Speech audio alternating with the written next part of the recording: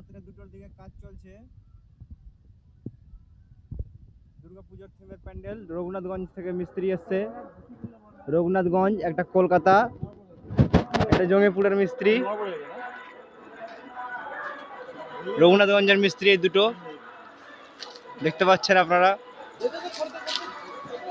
এই যে এখানে পেন্টিং করা হচ্ছে মা দুর্গার প্রতিমা।